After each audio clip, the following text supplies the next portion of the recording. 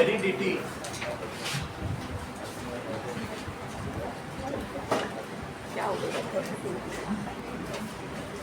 During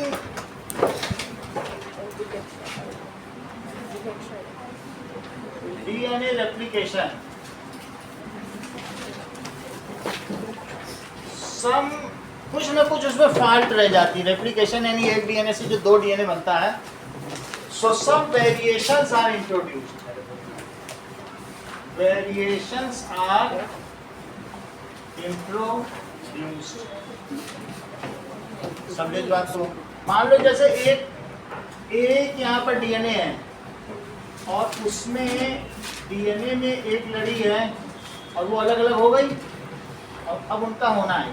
समझिए कि ये एडेनिन, गुआनिन, साइटोसिन और कुछ थाइमिन या दो साइटोसिन हो गए, फिर से कोई थाइमिन ऐसा हो। अच्छा, इसका कॉम्प्लीमेंट्री क्या है यहाँ बताओ। अगर एडेनिन है तो इसके साथ कौन सा जुड़ेगा? तो थाइमिन। इसके साथ कोई जुड़ेगा?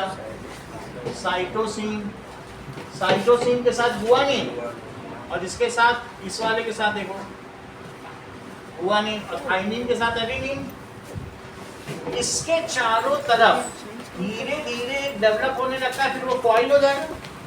इसके चारों तरफ भी धीरे धीरे डेवलप हो जाएगा। तो यहाँ पर क्या आएगा? क्योंकि यहाँ पर बहुत सारे घूम रहे हैं, शुगर्स घूम रहे हैं, बहुत सारे, इसके अलावा फॉस्फेट घूम रहे हैं और बहुत सारे अमीनो एसिड। तो इसका कॉम्प्लीमेंट्री कौन है? थाइमिन आ गया। इसका कॉम्प्लीमेंट्री साइटोसिन, इसका गुआनिन, गुआनिन और इसका एडेनिन आ गया। ऐसा यहाँ भी आना चाहिए, तभी तो आइडेंटिकल होंगी, लेकिन ऐसा होता नहीं है। करीब करीब 10 लाख ऐसे बेस पेयर्स, इसको क्या कहते हैं? एक को क्या कहते हैं? Base pair. एक का क्या नाम पड़ता है? That is base pair. तो दो बेस पेयर हैं, एक एडेनिन के साथ थाइमिन का बेस पेयर है और एक साइटोसिन के साथ। लेकिन ऐसा हो सकता है कि कोई एक बेस पेयर गलत जुड़ जाए जल्दीबाजी में। तो एडेनिन, गुआनिन, साइटोसिन, साइटोसिन और थाइमिन एक जैसा बना। देखो यहाँ ठीक है, यहाँ ठीक है, और ऐसा होना चाहिए। अभी तो बिल्कुल ठीक लग रहा है, लेकिन ऐसा होगा नहीं। गलती से इसकी जगह टी जुड़ गई तो क्या जो इस मदर सेल से बनने वाली जो दो डॉटर सेल होंगी, क्योंकि अब ये सेंट्रोमियर में जुड़ के अलग हो जाएंगी, तो क्या वो दोनों डॉटर सेल सेम होंगी कि अलग अलग? ये बात समझ आई? जब उसकी कॉपी ही अलग अलग हो गई और फिर वो बाद में क्रोमोसोम आधे आधे हो जाएंगे। तो इसकी वजह से हमने क्या लिखा बताइए? During DNA replication there some errors are introduced. ये क्यों होता है? Why the variations are taking place? बताओ। ड्यूरिंग सम, इसको लिखो एरर्स आर इंट्रोड्यूस्ड, वेरिएशन अभी ना लिखो, errors are introduced. These leads to, इस चीज को जो मैं कह रहा हूँ कि इसके साथ ये जुड़ा, इसको आप एरर मानिए। ये एरर है। जी के साथ तो टी नहीं जुड़ना चाहिए, लेकिन हो गई error. These errors leads to genotype change या जीनोटाइपिकल चेंज। एंड जीनोटाइपिकल चेंज हो जाएगा, क्या उसमें बदलाव आ जाएगा? Change in daughter sales. अब वो डॉटर सेल सेम होंगी कि अलग अलग होंगी? क्योंकि इससे ये जो सिंगल क्रोमोसोम था, इससे ये दो बने और फिर जब कंडेंस हो गए तो बोलो इससे क्या बन जाएगा? इसकी दो लड़ियां बन जाएंगी। इसको क्या कहेंगे? Sister chromatids. क्या कहेंगे? Sister chromatids. और यहाँ से ये फिर बाद में अलग अलग हो गया, आधा हो जाए। लेकिन यहाँ पे कहीं पर इसमें एक जगह एरर इंट्रोड्यूस हो गया, क्योंकि फिर ये कंडेंस होंगे ना। इस एरर की वजह से जो डॉटर सेल के पास पहुंचेगा जेनेटिक मटेरियल वो सेम नहीं होगा। तो क्या वे दोनों डॉटर सेल्स आइडेंटिकल होंगी कि उनमें कुछ भेद होगा? सो उससे क्या होगा? Now change leads to genotypical change. ये देखो इनमें जो चेंज आया है, क्या उससे वो पूरा जीन ही बदल गया? एक जीन में भी एक बहुत लंबी लड़ी होती है, करीब 2000 बेस पेयर होते हैं, तब जाके एक जीन डिटरमाइन होता है।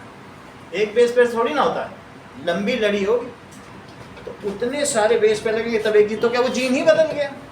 उस जीन से हो सकता है वो पहले एक रेड बीटल होता था या ग्रीन बीटल, और अब उसमें देखो ये अब कैसा बीटल हो गया, रेड बीटल। नीचे वाला देखो जो लेडी बग लिखा है, बीटल का कलर पहले मान लो रेड था, सही है, तो उससे क्या हुआ बताइए, रेड बीटल था और रेड बीटल में कुछ ना कुछ चेंज आएगा, हो सकता है दोनों में ही बदलाव आ गया। रेड बीटल बदल के ऐसा भी हो सकता है कि ग्रीन बीटल हो जाए और एक हो जाए ब्लू बीटल, ऐसा हो सकता है ना। उसी मदर की दो डॉटर सेल या दो जनरेशन, सेल नहीं बोलना चाहिए, यानी द नेक्स्ट जनरेशन या their offspring are now, इस चेंज की वजह से जो इनमें जीन में चेंज आया उससे इनका फिजिकल अपीयरेंस, जो फिजिकल अपीयरेंस वो कहेंगे फिनोटाइप, अंदर जो है जीनोटाइप, जीन में जो है, जीन में बदलाव आ जाएगा तो क्या प्रोटीन में नहीं बदलाव आ जाएगा, वो प्रोटीन से जो हमारा फिजिकल अपीयरेंस चेंज हो गया। So this leads to change in phenotype, समझ में आया?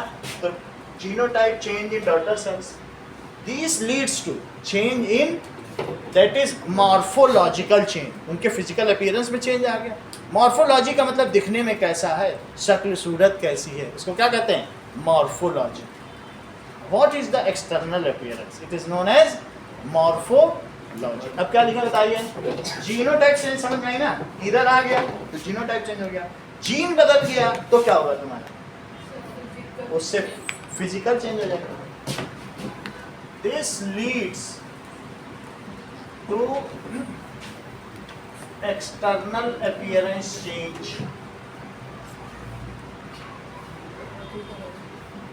appearance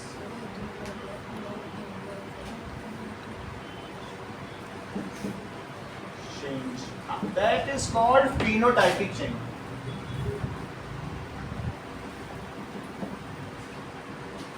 तो इससे हम क्या कर सकते हैं, इससे ये आंसर पता चलता है कि डीएनए रेप्लिकेशन कॉजेज वेरिएशन, अब वेरी हो गए उसी में। So during onward reproduction generation over generation, अब मान लीजिए आगे ये जब जाएगा, ये फिर से अगली जनरेशन में रेप्लिकेट करेगा तो ये टी अपने को तो सस्टेन करेगा ही और इस तरह से जीवी, तो ये वाले चेंज रहेंगे और भी चेंज आ जाएंगे। समझो इस सेंटेंस को, समझो, during onward reproduction generation over generation the previous changes are retained, however new changes are further introduced. पहले वाला तुम्हारे में चित्र बना हुआ है, पहला चित्र देखो क्या बता रहा है। इसका कहने का मतलब है, मान लीजिए कि एक पेरेंट है, अब वो पूरा ब्लू कलर का है, तो उसने दो नेक्स्ट जनरेशन, इस जो नेक्स्ट जनरेशन का नाम है, देखो इसको क्या कहेंगे बताइए, पेरेंटल जनरेशन। इसका क्या नाम है? Parental generation. और इसको कहेंगे फर्स्ट फिलियल जनरेशन। क्या कहेंगे? First filial generation. या इसका दूसरा नाम क्या है बोलो? F1 generation. इसकी ये ऑफ जी पेरेंट जनरेशन है, उसकी क्या होगी बोलो? F1 generation. F1 जनरेशन में अभी मैंने आपको बताया कि कुछ इधर इंट्रोड्यूस हो गई, तो अब अगर इधर इंट्रोड्यूस हो गई तो इन दोनों में जीन तो बदलेगा ही, लेकिन क्या इनका ऊपर से कुछ शक्ल सूरत भी बदल जाएगी? तो ये बदल जाएगी, ये देखिए ऐसे। नेक्स्ट इसमें नीचे ग्रीन हो गया है और उसमें क्या हो गया? एक में ग्रीन हो गया एंड वन इज ऑरेंज। तो दोनों में हो सकता है इसमें भी कुछ गलती आ गई, उसमें भी दोनों में अलग अलग गलती आई होगी। तो अब इसमें जो गलती आ गई, फिर जब ये खुलेगा तो इसमें तो टी रह जाएगा ना एक जगह, और इसमें भी अगर इसमें भी कहीं गलती आ गई तो एक लेडी में तो वो टी रह जाएगा ना। फिर आगे फिर से जब होगा रेप्लिकेशन तो वो आगे कैरी फॉरवर्ड। एक शुद्ध कॉपी भी होगी और एक इरर कॉपी। जब ये खुलेगा तो क्या उनमें एक में इरर है, एक शुद्ध है? चेक करो, ये बात समझाई? प्योरिटी विल आल्सो ये आगे फॉरवर्ड की जाएगी, और इरर इज ऑल्सो, दोनों। अगर ऐसा ना होता तो जो बहुत शुद्ध कोई जनरेशन है, प्योर रेस, वो आगे कभी ना बढ़ती। बात समझिए इस बात को, मतलब प्योरिटी। जैसे वो भी बोल रहा है ना हिटलर कि हमारा जीन प्योर है, इसको किसी जिप्सी के साथ मिक्स ना करो, तो कहीं दूसरे लोगों के साथ मिक्स ना करो, नीग्रो के साथ, ऐसा बोलता था कि नहीं, ज्यूस के साथ मिक्स ना करो। तो अब हमारे पास 2 रूल आने वाले मेंडल के। मेरा कहने का मतलब ये प्योर था, इसमें तो कोई इरर नहीं है। तो अब ये आगे जब डॉटर सेल भी बच्चों को जन्म देगी तो ये भी जाएगा और ये भी जाएगा इरर वाला। अब आगे देखो, खैर हमने देखा दोनों में इरर आ गई, तो सर दोनों में नहीं आ सकती? दोनों में आ जाएगी, दोनों में इरर आ गई, लेकिन ये दोनों एक दूसरे का कॉम्प्लीमेंट्री हैं। इसमें से ये प्योर है और ये इरर है। तो जब ये प्योर वाला खुल के जुड़ेगा तो क्या संभावना नहीं है कि वो सही चला जाए, और जो इरर वाला है वो तो इरर हो ही चुका है, वो तो अब इरोनियस रहेगा। ये भी तो कभी खुलेगा, ये थोड़ी कि अब आगे प्रोड्यूस नहीं करेगा। क्या यहाँ से टर्मिनेशन ऑफ स्पीसीज हो जाएगा क्या? ये प्योर रहेगा। इसी तरह से इसमें मान लो इसमें इधर वाले में इरर आ गई तो प्योर रहेगा, वो भी प्योरिटी बढ़ाएगा ये भी, यानी जो वेरिएशन है वो भी बढ़ेगा, प्योरिटी भी आगे बढ़ेगा। ऐसा अगर ना होता तो आज जितने बैक्टीरिया हैं वो 70 लाख साल पहले के बैक्टीरिया से मिलते जुलते भी हैं आज भी। अगर ऐसे वेरिएशन होता, मतलब सभी में वेरिएशन हो जाता, तो क्या वे उनसे मिलते जो हमने फॉसिल्स पाए, उनसे मिल रहे हैं उनके डीएनए? कैसे मिल जाते? इसका मतलब है कि प्योरिटी को भी फॉरवर्ड किया जा रहा है। बोलो ये बात तुम्हें समझ में आई?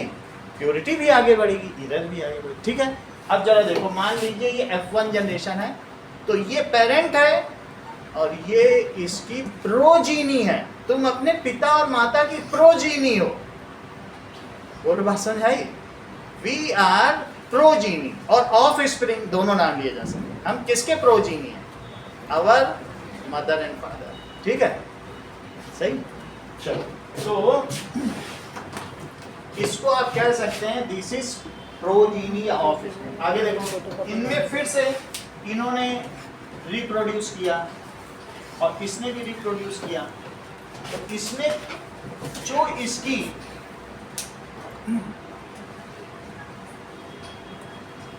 और इसके भी 2 बने, सी। तो इन दोनों में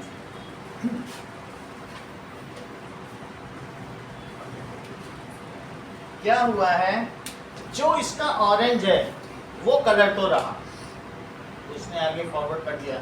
हाँ, हो सकता है इनमें कुछ और इंट्रोड्यूस हो गया, यहाँ इसमें एक वेरिएशन इंट्रोड्यूस हो गया, इसका कलर अलग। और क्या हो सकता है? बाकी सब ठीक है, कुछ ना कुछ और एडिशन हो सकते हैं, बस इतना समझ। और दूसरे वाले में भी कुछ हो सकता है कि कुछ इसमें इंट्रोड्यूस कर लिया। So new variations are introduce.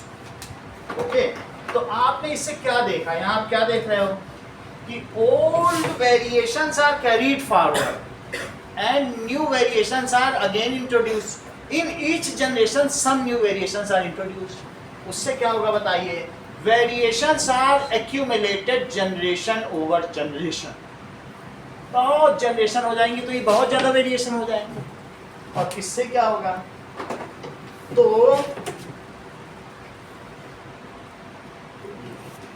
Okay, और देख लें, तो ये तो इसमें हुआ, और ये भी हो सकता है। यहाँ क्या देखना है बताओ? इसमें क्या देखना है?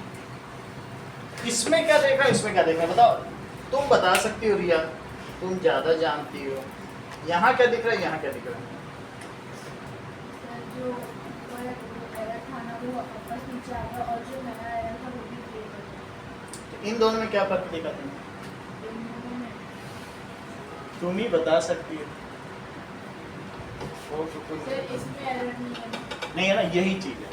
एट सर्टेन टाइम्स ये भी हो सकता है कि there are very less chance of errors. ये बहुत, आप इतना समझिए कि 0.0001% ही चांस होता है इधर पे, बहुत ज़्यादा इधर नहीं होता।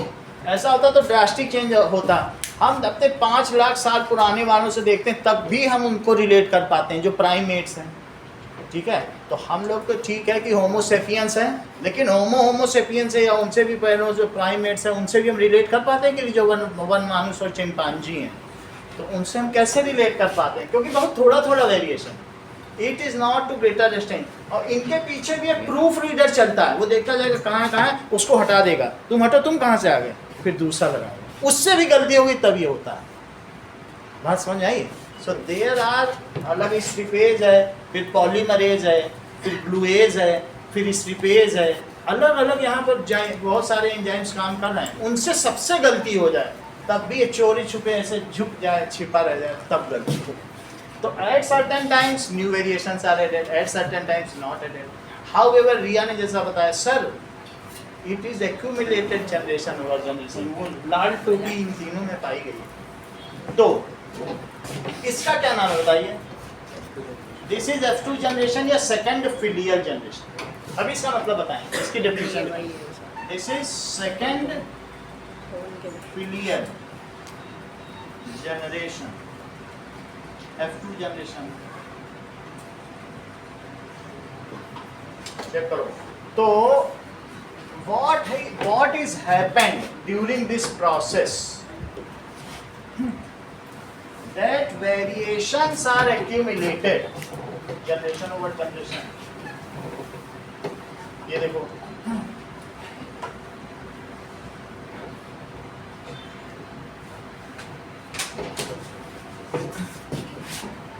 variations are accumulated generation over generation. Also new variations are introduced in each generation, हर एक जनरेशन में, ठीक है, at each step. Also new variations are continuously introduced.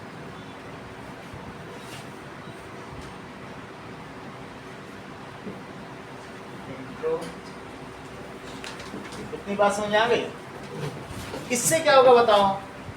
This leads to variation within the species. किसी एक species में यहाँ इतने लोग बैठे हैं, और नहीं तो हम सबको कैसे चेहरा देख देख के ही हम नाम बता देते हैं कि आप अभिषेक हो, आप ये बैंक, हम कैसे बता पा रहे हैं? क्योंकि ये जो ऊपर से फिनोटाइप चेंज है उसी से तो बता पा रहे हैं।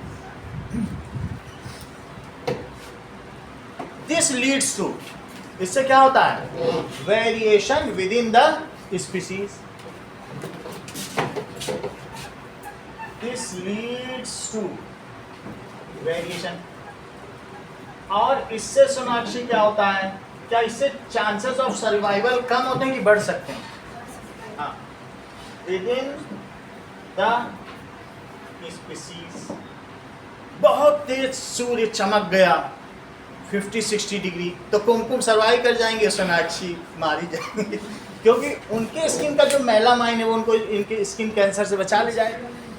लेकिन इनमें मेलामाइन की कमी होनी, मेलानिन की, किसकी कमी? मेलानिन। तो उसकी हर एक में कहीं ना कहीं तो सर्वाइवल का चांस होता है। अब देखिए, हाउएवर अगर ये वेरिएशन होता रहा और इनमें से कुछ ग्रीन हो गए, कुछ ब्लू बीटल हो गए, तो जो ग्रीन बीटल्स हैं वो पत्तियों में कैमोफ्लेज हो जाएंगे, छिप जाएंगे, पत्तियों का कलर उनका मैच हो गया, and they will not be eaten by crows, कौवे उनको खा नहीं पाएंगे। लेकिन जो ब्लू बीटल्स हैं, क्या उनको सर्वाइवल एडवांटेज मिलेगा? जैसे लाल बीटल चुन चुन के खाए जाते थे, वैसे नीले भी चुन चुन के खाए जाते रहेंगे, लेकिन ये तो छुप गए। इसको कहते हैं नेचुरल सिलेक्शन। क्या कहेंगे? Natural selection. Who are unwanted or not selected by nature will be eliminated eventually। जिनको नेचर नहीं सेलेक्ट करेगा और जिनको कैमोफ्लेज का ये छिपने का एडवांटेज मिल जाएगा, जैसे गिरगिट हुआ छिपकली हुई, जिस कलर के दीवार पे चलती उसी कलर की हो जाती है। ऐसे कितने कीड़े हैं, प्रेइंग मैंटिस, बिल्कुल पत्ते जैसा लगेगा जो पहला वाला है। तो ऐसे ऐसे कीड़े हैं, तुम देखोगे कि which looks similar to the, ऐसा आपने देखा है कि नहीं पेड़ों पे कि दिखाया जाएगा? जो नहीं पता ऐसी बात तो ठीक है, उसको हम दिखा देंगे कि अब देख ही नहीं, फिर हम आगे बढ़ जाएंगे।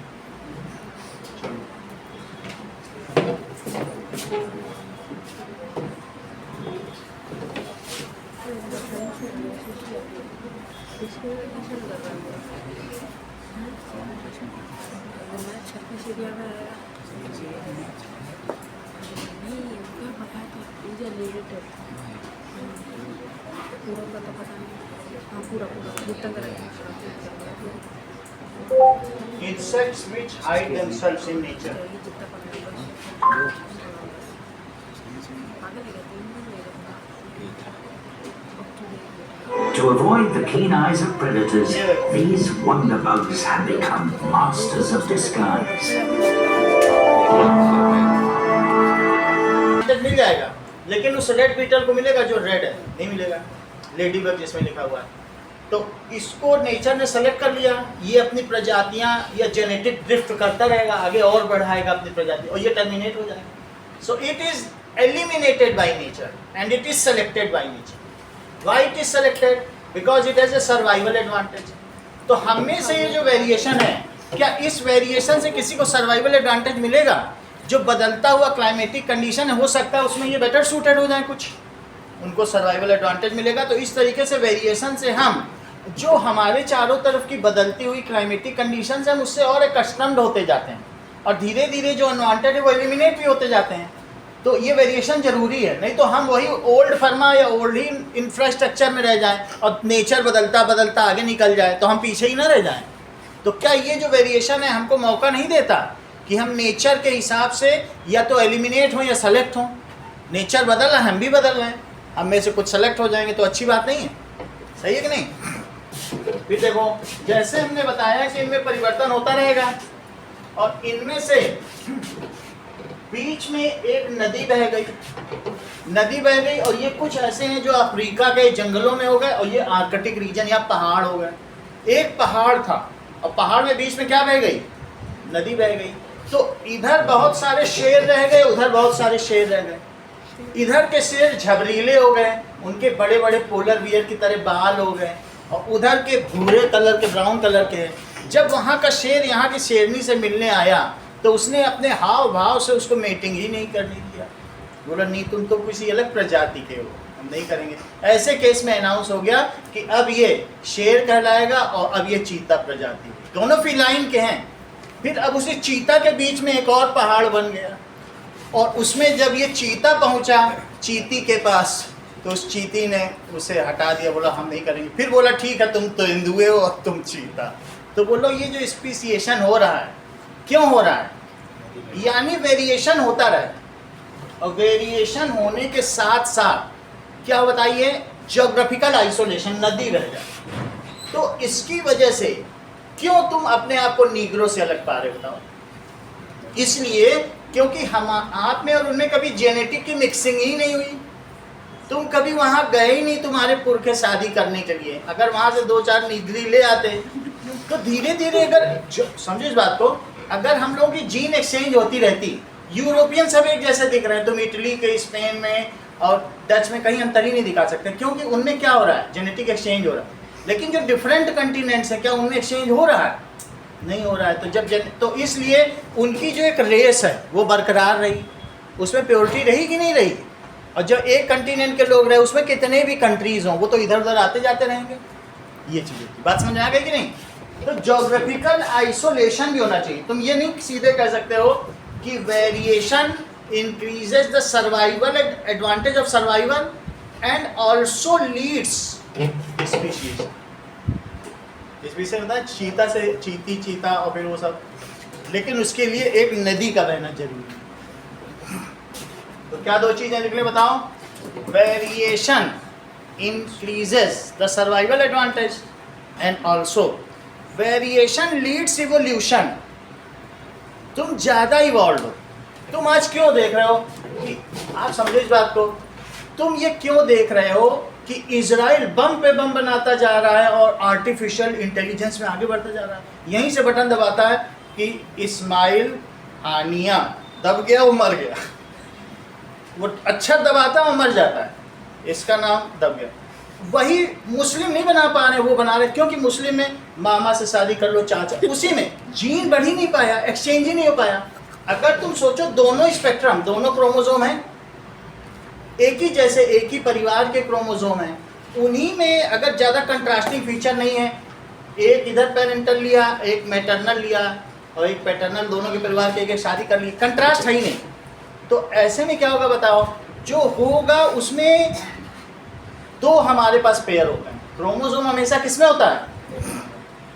इसमें जो सुपीरियर जीन है, और एक क्रोमोसोम में 2000 जीन है। कितने? 2000 जीन। मान लो मैं 13th नंबर के क्रोमोसोम की बात कर रहा हूँ, तो इसमें का जो 10वां क्रोमोसोम है, इसका 10वां क्रोमोसोम, ये हमारे आंखों की पुतली को निर्धारित करता है।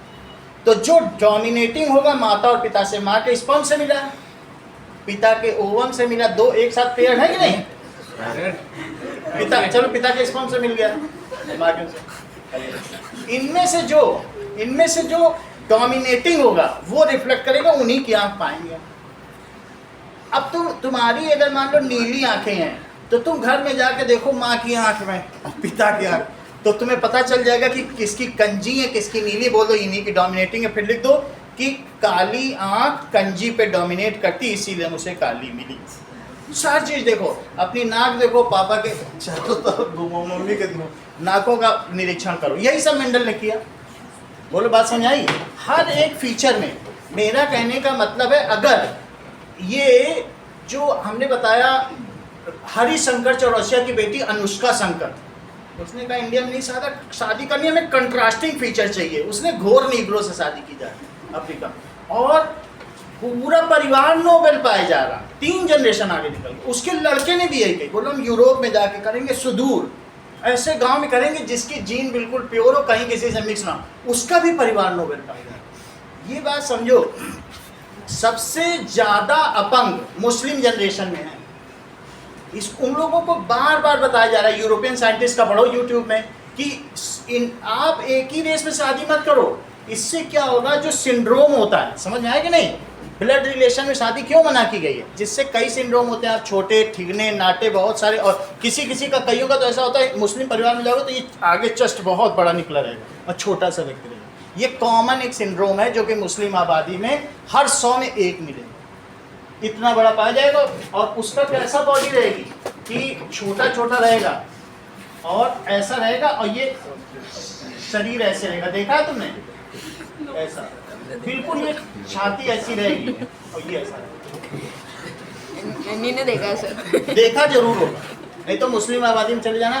तो मेरा कहने का मतलब है कि अब सुनो इस बात को, कि जितना कंट्रास्टिंग होगा उतना, हमने बताया ना 2 हैं, डोमिनेटिंग को आना चाहिए। अब तुम्हारे में दोनों ही रिसेसिव है परिवार में, तो तुमने जीन का एक्सचेंज नहीं किया एक ही रिलेशन में, क्योंकि जो एक ही परिवार में, एक ही खानदान में सब आपस में शादी करते रहे, तो तुमने जीन एक्स्ट्रा ली ही नहीं। तुम्हारे यहाँ जब डोमिनेटिंग होगा नहीं, और वही इजराइल ने क्या किया, जीन एक्सचेंज किया इधर उधर से, उसकी वजह से साइंस में वो आगे निकल गया। और जितने भी इस्लामिक कंट्री हैं, किसी में देखो अपने यहाँ का ही तेल कह रहे हैं अमेरिका से हमारे यहाँ निकाल दो, आधा तुम ले लेना, इतनी मजबूरी है, आधा ले लेना, निकाल ही दो आके। यहाँ से बुला रहे हैं इंडिया से, कोई इंजीनियर भेज दो तेल निकाल रहा है, होते हुए नहीं निकाल पा रहे, इतनी बुरी स्थिति।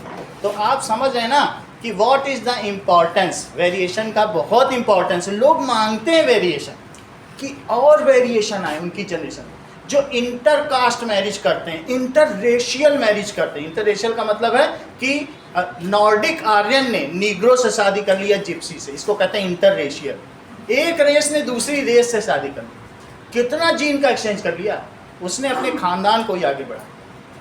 अब हमारे यहाँ तो पंजाबी बहू है, पंजाबी आई है आप कितना जीन मंगा लिए, जीन मंगा लिए, पूरा gene spectrum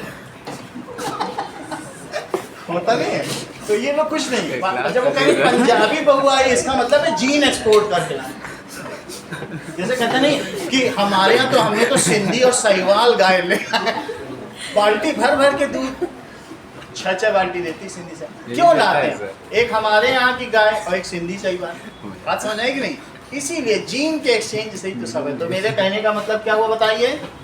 that is the variation with in the species, it leads. अब यहाँ पर बात आ रही है, मुझे ये कहने का मतलब है इट लीड्स इवोल्यूशन। जितना वेरिएशन होगा उससे क्या होगा बोलो? Evolution. Our body design becomes more and more complex. Evolution का क्या मतलब है? और कॉम्प्लेक्स हो जाए। पहले देखो अमीबा का सिंपल बॉडी डिजाइन था, फिर उसके बाद प्लेनेरिया टिश्यू लेवल, लेकिन धीरे धीरे बढ़ते बढ़ते अब हम लोग मोर कॉम्प्लेक्स हो गए हैं, मोर सोफिस्टिकेटेड हो गए। जितना वेरिएशन हो रहा है उससे हम और सोफिस्टिकेटेड हो गए। इसी को कहते हैं इवोल्यूशन। हमारा ब्रेन विकसित हो गया, हमारा ब्रेन शेर से ज़्यादा विकसित है। वो बात अलग, सुनो इस बात को, हम जंगल में जाएंगे वो हमें खा लेगा, वो बात सही है, क्योंकि ताकतवर अभी भी वही है, बट वी आर इवॉल्व। हम जो कर सकते हैं, हम 10 शेर को जू में रख सकते हैं, हम इवॉल्व हैं कि नहीं? अब के ताकतवर नहीं है, but our body design, our intellect, our mental capacity, everything has developed. हमारे जो ब्रेन में बहने वाली ब्लड कैपिलरीज है वो इतनी फाइन है कि हेयर से भी पतली है, इतनी इवॉल्व। सो इससे क्या पता चल रहा है बताओ? मैं 3 चीज बता रहा हूं। Variation increases the chances of survival. ये तो समझ में आया ना? ये 60 डिग्री में इब्न बतूता अफ्रीका में देखो जिंदा रह रहे हैं, खो में, पेड़ में खो बना बना के रह रहे हैं, और -70 डिग्री में ट्रांस साइबेरियन में जी रहे हैं। ये इंसान ही तो हैं, जी रहे दोनों जगह। तो वेरिएशन की वजह से हो सका है। तो क्या लिख दिया जाए? पहली चीज, variation increases the chance of survival. Sir वो तो हो भी सकता है या फिर नहीं भी हो सकता ना? वो अगर नहीं हो सकता, दीज आर एलिमिनेटेड। एक तो ये चांस है, मान लो जैसे सही नहीं है, टीचर सिलेक्शन हुआ, हमारी क्लाइमेटिक कंडीशन के हिसाब से है, बहुत ज़्यादा वेरिएशन हो गया, तो कहते हैं वो बच्चा जो है पैदा होते ही मर गया। इतना वेरिएशन हो गया कि उसका मैकेनिज्म क्लाइमेट को सूट ही नहीं कर सका, बाहर आते ही मर गया। ऐसा होता है कि नहीं? इसको कहते हैं म्यूटेशन। थोड़ा हो तो अच्छा है, ज़्यादा हो तो डॉक्टर कहेगा म्यूटेट कर गया। इतना वेरिएशन ना हो जाए कि इतना वेरिएशन, कई बार ऐसा भी होता है ज़्यादा वेरिएशन हो जाए, या फिर क्या हो जाए, यूवी रेस पड़ गई गर्भ पे, सिगरेट पी ली, अल्कोहल पी लिया, तो भी डीएनए में जो एक सेल से 2 सेल, 2 सेल से 4 सेल, जाइगोट से एम्ब्रियो, एम्ब्रियो से फीटस, ये सेल का ही तो बढ़ना है। उसी के बीच में तुम उस प्रक्रिया में दारू पी लो, तो वो बच्चा जो है उसमें जो डीएनए का रेप्लिकेशन है वो प्रक्रिया ही बाधित हो जाएगी, उसी को म्यूटेशन कहते हैं। अपभ्रंश हो रहा है, डीएनए की जो प्रतिकृति हो रही ना, उसमें अपभ्रंशता आ गई। दैट मीन्स उसको क्या कहेंगे? If replication takes place, variation takes place beyond a certain limit, then it is called mutation. In this case, whatever mechanism is genetic material is there with newborn baby, it cannot cope up with the climatic condition and that mutated child cannot survive. वो क्या cigarette वगैरह पीते तो बच्चा वो पैदा ही नहीं होता। पैदा होता है, बहुत सारा ऐसा होता है कि उसमें कोई ना कोई डीएनए की गड़बड़ी आ जाए, बच्चा पैदा होगा, डीएनए की गड़बड़ी आने से उसको जो मैकेनिज्म मिलेगा वो इस बाहरी वातावरण के साथ कोप अप नहीं कर पाएंगे, उसमें इरर्स बहुत आ जाए, उसको म्यूटेशन कर, क्या कहेंगे?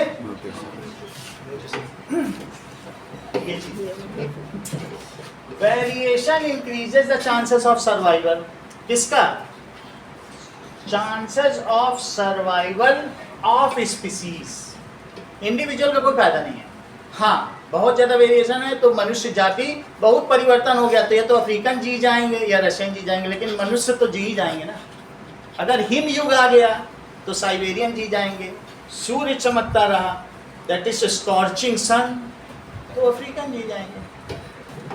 ठीक है, चांस ऑफ सर्वाइवल, ठीक है, with in of a species, of species. दूसरी चीज क्या बताई बोलो?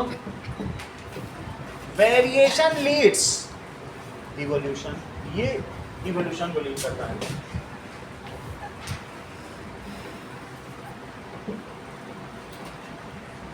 चेक करो, इवॉल्वर, इवॉल्वर, इवॉल्वर एक ग्रीक वर्ड है, इसका क्या मतलब है? अनरोल। ये पता ही नहीं है कि बैक्टीरिया किस ओर जाएगा। पहला बना था बैक्टीरिया, तुमको क्या मालूम है ऊंट किस करवट बैठेगा? उसी बैक्टीरिया से अनरोल होते होते न जाने कितनी चीजें बनी। अगर तुम ट्री ऑफ एवोल्यूशन देखो, उसी से हाथी बन गए, डायनासोर, मल्टी सेलुलर बनते चले गए। लेकिन ये अनरोल है, जैसे कालीन खोलते चले जाओ, नए नए डिजाइन निकलते कि नहीं। अभी पता नहीं है ह्यूमन से और क्या क्या बने, ह्यूमन से भी पता नहीं क्या क्या बन जाए। अभी कालीन खुली नहीं है पूरी। अगर परमाणु युद्ध ना हुआ तो पता नहीं और कितनी चीजें बनी। हो गई तो फिर से एक बार क्या होगा, मास एक्सटिंक्शन हो जाएगा, कैटास्ट्रोफ हो जाएगा, पूरी तरीके से विध्वंस। 5 बार ऐसा हो चुका इसी धरती पर। लेकिन फिर भी अगर परमाणु युद्ध ना हुआ तो 24 में बोला जा रहा है कि हो जाएगा, बहुत सारे वो बता रहे हैं, लेकिन फिर भी तो तुम समझ गए। तो अनरोलिंग, अनरोल का क्या मतलब है? Evolver, evolver what does it mean by evolver? विकास। इसका फिर से मतलब समझो, वेरिएशन तो समझ गए, इसका मतलब है लीड्स इवोल्यूशन। जब मैं कह रहा हूं it means from simple body design to complex body design, from tissue level to organ level, organ to organ system level, organism level, और भी कॉम्प्लेक्स। तो हम अभी अगर अपना सर देखें और बंदर का सर देखें तो बंदर के ब्रेन से हमारा ब्रेन ज़्यादा कॉम्प्लेक्स है, बंदर से भी ज़्यादा कॉम्प्लेक्स है। बंदर को और पीछे वाले से देखें, एप से, तो बंदर उससे ज़्यादा सोफिस्टिकेटेड है। बात समझ आई कि नहीं? तो ब्रेन से पता चलता है कौन कितना कॉम्प्लेक्स है, समझ में आ गई? तो इस तरीके से हमारे पास नोटोकॉर्ड है, नोटोकॉर्ड तंत्रिका तंत्र पूरा, पूरी बॉडी में सब नर्व्स फैली हुई हैं। पहले जो तुमने बाइनोग्लोसस देखा था, क्या उसमें ऐसा कुछ था? बाइनोग्लोसस में कुछ भी नहीं था, उसकी नोटोकॉर्ड इवन किसी से ढकी भी नहीं थी। ये देखो,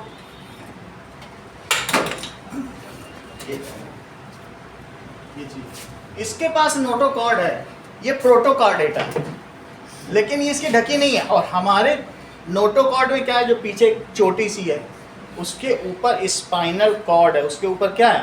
दैट इज मेरुरज्जु, यानी हड्डी नहीं है, तो दैट इज बोन है, स्पाइनल बोन। तो हम कितना आगे इवॉल्व हो रहे हैं, हमारा सिस्टम इवॉल्व हो रहा है। बात समझ आई? तो दूसरी चीज हमने क्या बताई, इवोल्यूशन का मतलब समझती हो क्या है? बताओ क्या है? Leading from simple body design to complex body design, इतना ही समझो। पहले सिंपल बॉडी डिजाइन थी, लेकिन जो अभी हैं उनके पास क्या आ रहा है? पहले हो सकता है लोगों पे ब्रेन ना हो, अभी ब्रेन है, यही तो है सब complex. So moving from simple मतलब परमाणु एटम बॉम्ब का जो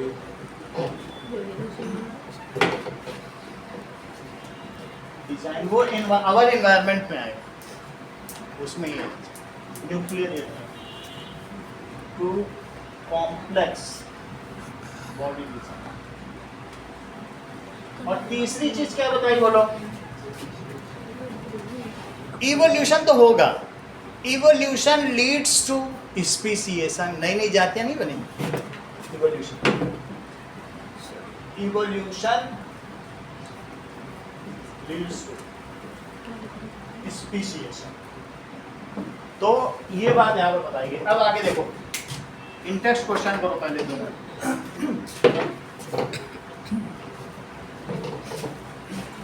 सो पहला क्वेश्चन क्या दिया है?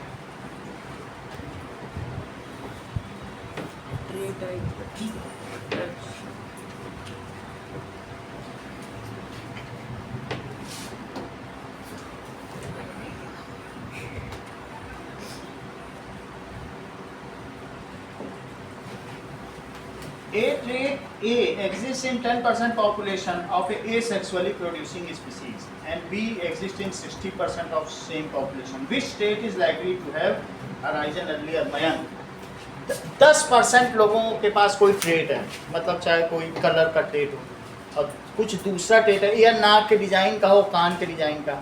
तो हमारी पॉपुलेशन में 60% लोगों का कान का डिजाइन एक जैसा है, लेकिन 10% लोगों की नाक का डिजाइन थोड़ा अलग। तो कौन ट्रेट पहले आया होगा? हाँ, ये जो जैसे सब 60% लोगों की कान जैसी है, ये समझो कि 60% लोगों का कान अटैच्ड ईयर लोब है, और जबकि 40% का कैसा है? Hanging ear lobe. ये हैंगिंग ईयर लोब है, हैंगिंग ईयर लोब। और ये कैसा है बोलो? अटैच्ड ईयर लोब है। तो ये 60% में पाया गया किसी पॉपुलेशन में, यानी 60% भी है, और किसी के नाक का ये डिज़ाइन और किसी के नाक का ऐसा डिज़ाइन है। तो ये 10% में ऐसा पाया गया, 90% वाले ऐसे। ये कॉनकेव नोज है, ये कॉन्वेक्स नोज है। ये कैसी नोज है? कॉनकेव नोज और कॉन्वेक्स नोज। तो विच ट्रेट का मतलब है कैरेक्टरिस्टिक या phenotype, which is recently develop, ये अभी अभी डेवलप हुआ है कि ये, इन दोनों में बात हो रही है, बोलो में से कौन सा पहले डेवलप हुआ, बोलो 90 और 60 से कोई लेना ही देना नहीं, इन दोनों की बात करो, 60 और 10 की। जो 60% में है वो पहले आया कि जो 10% में वो पहले आया? 60%। क्यों? क्योंकि the older variations are carried forward, however generation to generation new variations are introduce. जो 10% है वो अभी अभी आया होगा किसी जनरेशन में, और वो दादे परदादे से आता चला आ रहा है, वो भी तो मिलेगा ना आपको। इसी को तो हेरिडिटी कहते हैं, उत्तराधिकार, पीछे से जो मिले आप। तो एसेक्सुअली रिप्रोड्यूसिंग है, इसका ये बहुत अच्छा है कि मान लीजिए व्हाट इज, अब ये क्वेश्चन इन्होंने अच्छा बोल दिया कि what is the merit of sexual reproduction over asexual reproduction. तो इस बात को समझो, अभी आएगा क्वेश्चन फिर भी समझ लो, थोड़ा सा पूछा तो बता दो। अगर एसेक्सुअल है उसमें they are completely depend on nature. भाई अगर उसने डीएनए ने कर दिया कुछ गलती तो चलो हमारे भी भाग्य खुल गए, डीएनए गलती कर देगा तो धीरे धीरे बैक्टीरिया सालों से 70 लाख सालों से इतना ही हो पाया कि बस 2-4 तरीके के हैं, सबसे ज़्यादा मोनेरा, सबसे ज़्यादा बैक्टीरिया की जनरेशन को मोनेरा कहते हैं ना, लेकिन है तो सभी बैक्टीरिया एसेक्सुअल के भरोसे बैठे रहे बेचारे, यूनिसेलुलर से मल्टी सेलुलर भी ना बन सके, बैक्टीरिया के बैक्टीरिया ही रह गए, यहाँ तक कि प्रोकैरियोटिक रह गए। अभी उनके ऊपर जो न्यूक्लियस का कवर है ना, न्यूक्लियस, वो तक भी डेवलप ना हो पाए। हाँ ये बात अलग है, उनमें वेरिएशंस आ गए, बहुत तरीके के बैक्टीरिया होते हैं, कुछ मुंह में बैठ जाते हैं उन्हें स्ट्रेप्टोकोकस बैक्टीरिया कहते हैं, कुछ अलग चले जाते हैं, कुछ कहीं है, दही में जम गए तो लैक्टोबैसिलस बैक्टीरिया, न जाने कितने तरीके के हैं, बहुत तरीके के, ठीक है कि नहीं, आना पीना है जितने भी तरीके। बात समझ में आई? एक होता है एसेक्सुअल, एसेक्सुअल में वेरिएशन है बट धीमी गति से, 0.00001% कितना होता है, और सेक्सुअल में यहाँ से शादी की, वहाँ से शादी की, इधर से शादी की, इनसे शादी की, या निग्रो बच्चा निकाला, जिप्सी को पकड़ा वो बच्चा, 5 बच्चे निकाल दिए, समाज का उपकार करके चले गए। कितनी बड़ी चीज, कहेंगे कितना महान था वो, हमारे समाज में पंजाबी बहू आ गई। ये बात होगी तो बात समझ। ए सेक्सुअल में क्या फायदा होता है, सेक्सुअल में we additionally different parents are having, समझो इस बात को, डिफरेंट जीनोटाइप, क्योंकि वैसे भी अलग अलग इंटरकास्ट से कहाँ से उनके अलग अलग जीन है कि नहीं। अगर उनका बच्चा पैदा होगा तो ना उत्कर्ष अपनी मम्मी से मिलेगा ना पापा से, नाक पाई मम्मी की, आँख पाई पापा की, होंठ पाए दादा, पीछे से भी तो चला आ रहा है। तो इसका मतलब है इनका चेहरा जो ये है ये यूनिक है, यूनिक भी है, और इनमें डोमिनेंट जीन, ऑल द 2 होते हैं कि नहीं पेयर में, only the dominant gene will. इसमें भी आप ये देख लो कि ये मम्मी का जीन है, ये किसका है, पापा का।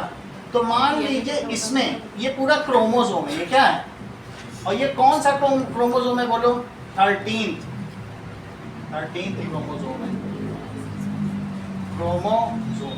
अच्छा लेकिन ये दोनों ही तो इनको मिला होगा जब इनके जाइगोट बने होंगे, ये मिला उत्कर्ष को, लेकिन ये इस पर जो फादर की नाक है वो इनसे ली, समझो, मदर की आंख ले ली, ठीक है, और फिर फादर की किडनी क्या मानना होठ इनका ले लिया, ठीक है, और ऐसे अलग अलग, ये डोमिनेंट। ऐसा नहीं है, ये अगर मैं नोज की बात कर रहा हूं तो नोज दोनों के हैं, लेकिन किसकी नाक में लगी उत्कर्ष को, जो डोमिनेटिंग है।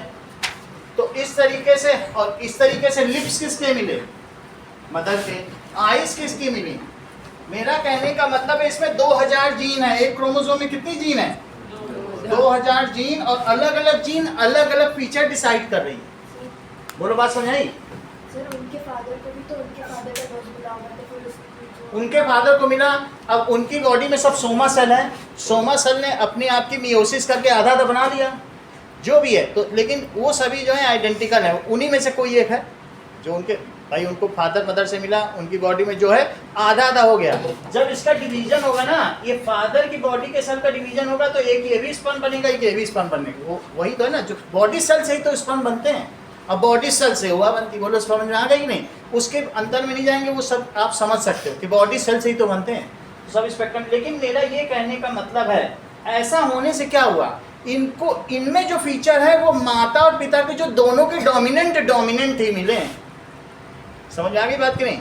अब इसके बाद जो ये अपने में डोमिनेंट है, क्या पता इनसे सुपीरियर इनकी पत्नी आ गई, उनके जो बच्चे होंगे इनके उनमें हो सकता है इनका जो डोमिनेंट है वो रिसेसिव हो जाए या कुछ भी हो जाए। मेरा कहने का मतलब बात समझे, ये दोनों में जो रिसेसिव है, सुनो इस बात को, हो सकता है दोनों में, इन दोनों के ईयर लोब रिसेसिव है। ये मान लो इन दोनों में ये देखा जाता है कि पिता के कान ऐसे और माता के ऐसे तो बच्चे के ऐसे। तो बोलो कौन सा दोनों ने शादी की? तो अब देख के जो होगा तो यहाँ क्या पता लगा लेगा कि बच्चे का कान कैसा होगा, बोलो ऑफ स्प्रिंग का, इस तरीके से। तो इससे क्या पता चलता है बताइए, whose gene is dominant in presence of alternate gene which express itself is called dominant gene। जो अपने से अल्टरनेट जीन की प्रेजेंस में खुद को एक्सप्रेस कर दे उसे क्या कहेंगे? Dominant gene. मान लीजिए तुमको देखने की ही जरूरत नहीं है, वो तुम्हारे मम्मी पापा के पास जाएगा, हाँ बिटिया पैदा हो रही है, अच्छा ऐसे ऐसे कान है ना, ऐसी होगी बिटिया कान, वो पूरा चेहरा बना के देगा मम्मी पापा। मेंडल पहुंच जाए ना, अच्छा तुम्हें नहीं देखेगा, मम्मी पापा कान दिखाना जरा,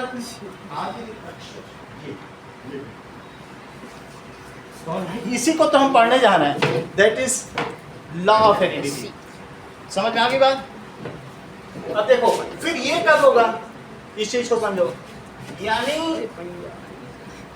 ये कान है और ये कान है, ये देखो ये फादर के हैं और ये मदर के हैं। फिर से देखो ये फादर के और ये मदर के, इसको कहते हैं अटैच्ड ईयरलोब और इसको क्या कहेंगे? Hang earlobe. तो ये कैसा ईयरलोब है? ये हैंगिंग ईयरलोब है और ये कैसा है बोलो? अटैच्ड। ये दोनों रिसेसिव हैं। The gene which express itself in presence of identical gene is called recessive gene। जो अपने जैसे की उपस्थिति में खुद को एक्सप्रेस कर सके उसे क्या कहेंगे? रिसेसिव। और the gene which express itself in presence of alternate gene it is called dominant। दो लोग दो अलग अलग मिले और उसमें से एक शेयर हो जाए, बस उसी की चले, उसको डोमिनेंट कहेंगे।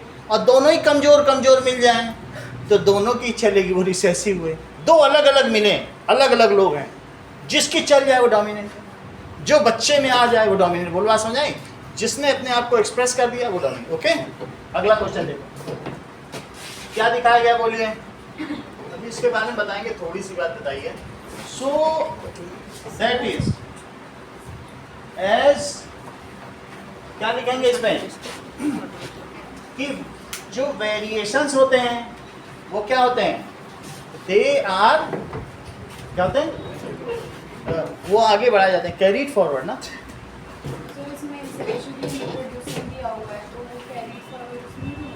हो गई, वो नहीं दिखाते तुमको रेप्लिकेट करते हुए, तो रेप्लिकेट होगा वो तो चीज़ बढ़ेगी ना। एसेक्सुअल और सेक्सुअल माइटोसिस तो सब में है, तुमको जो बेसिक चीज़ बताई वो एसेक्सुअल की बताई, वहाँ कहाँ स्पर्म जब होता, वो तो सबसे बेसिक ही चीज़ बताई, रेप्लिकेशन। तो क्या लिखा है बताइए? उसी डीएनए से खुला और उनमें वेरिएशन हो गया, फिर और भी खुलेंगे और स्पीसीज में। तो बैक्टीरिया का ही तो बताया गया। देखो एज जो वेरिएशंस होते हैं, ये लाइन लिखना, variations are carried forward generation over generation and new variations are introduced, variations are introduced at each step. So the variation found in 60% of population. Mrityunjay sentence पूरा करो.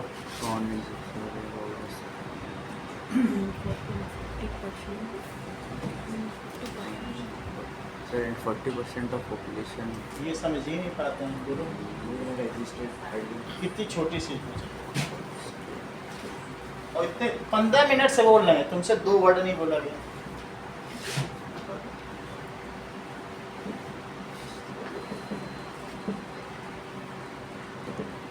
चलो अगला question. How does the creation of variations in a species promotes survival? So creation of variation, if variations are present within a species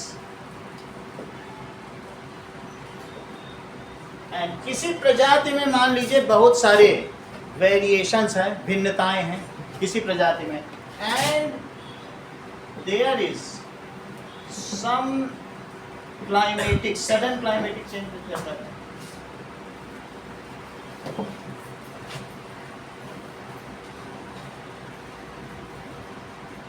Then a part of population of that species is better suited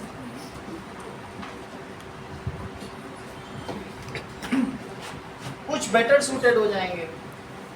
गर्मी बढ़ती गई तो जिनको गर्मी में अच्छा लगता है वो ठीक है, better suited, and manage to survive.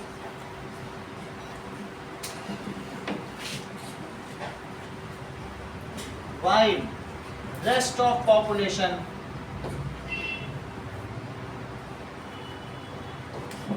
Can not cope up, वो उसके साथ तालमेल नहीं बैठा पाएगी. Cope up with new environment and got eliminated, और उसको बाहर का रास्ता दिखा दिया जाएगा. eliminated, ठीक है. and due to result of this the species managed to survive. अंत में ये होगा कुछ लोग तो बच गए. so finally species managed to survive.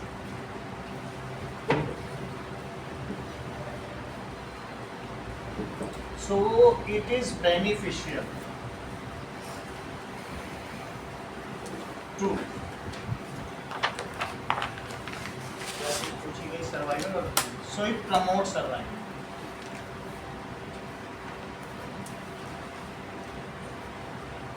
अब देखो हेरिडिटी पे आ जाओ. अगली हेडिंग हेरिडिटी क्या होती है?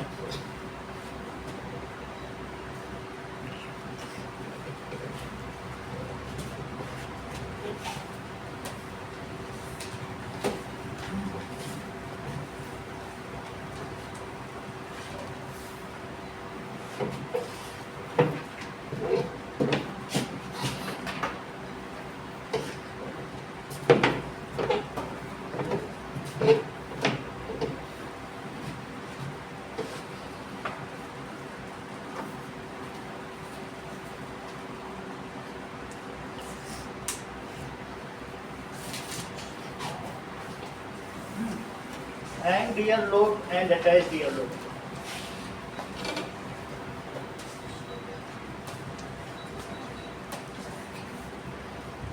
Hang ear lobe and attached ear lobe.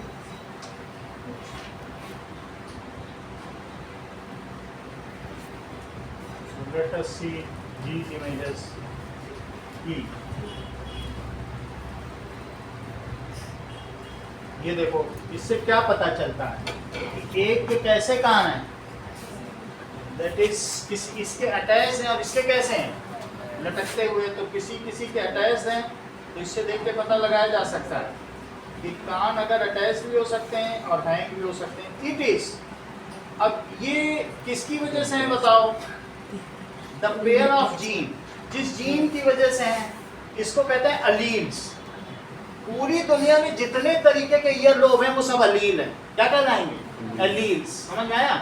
दुनिया में जितनी तरीके की आंखें हैं, कंजी आंखें, नीली आंखें, काली आंखें, भूरी आंखें, हरी आंखें, जैसे भी तरीके की हैं वो सब अलील हैं। जिनकी वजहों से बाल जैसे होते हैं, भूरे बाल, मेहंदी हसन, मेहंदी के कलर के बाल, ब्लॉन्ड हेयर, ब्लॉन्ड गर्ल के ब्लॉन्ड हेयर, ये जितने भी तरीके के बाल हैं, सुनहरे बाल, बारबी गर्ल के, तो वो सब वो अलील हुए। बोलो बात समझ में आएगी नहीं?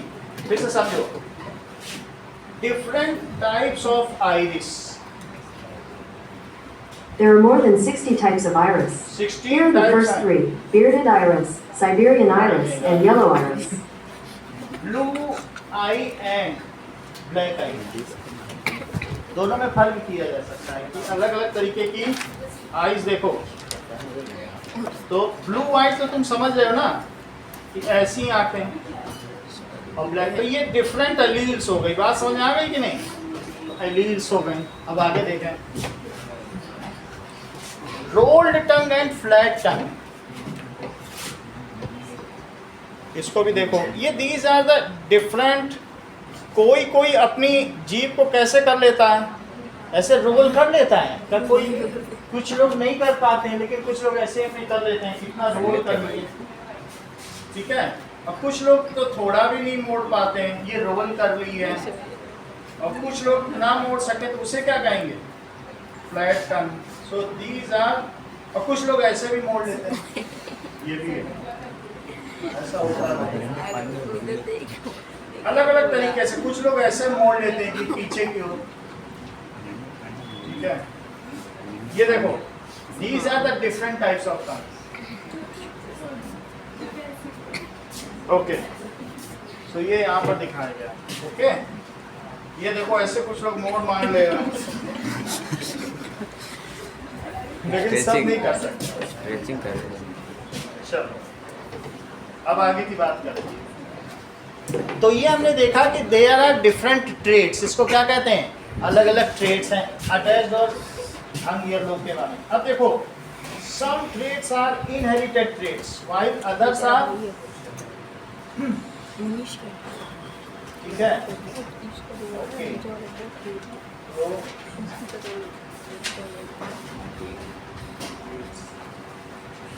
एक्वायर्ड एंड इनहेरिटेड ट्रेड्स के बारे में समझें।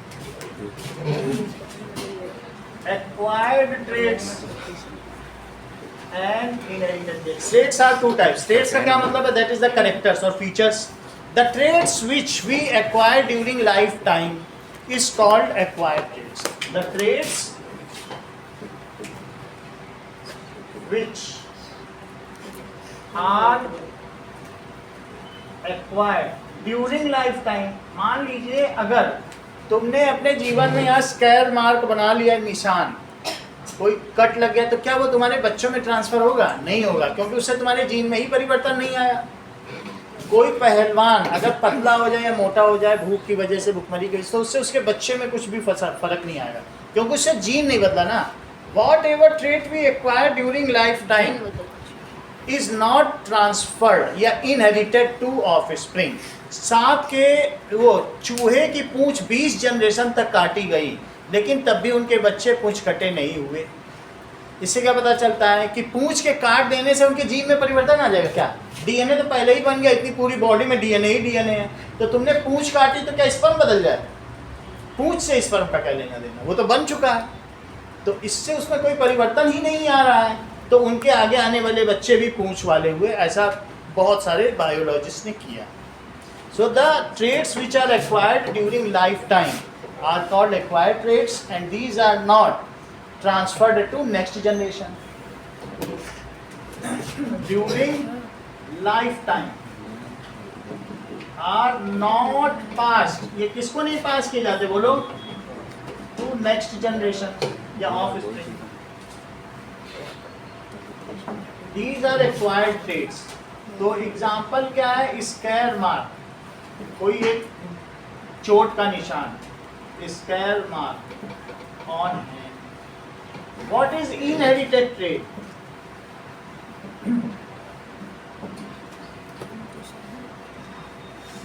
नाउ अब देखो कि that is inherited trait, the trait which we get from our parents, जो हमें अपने पेरेंट्स से मिला,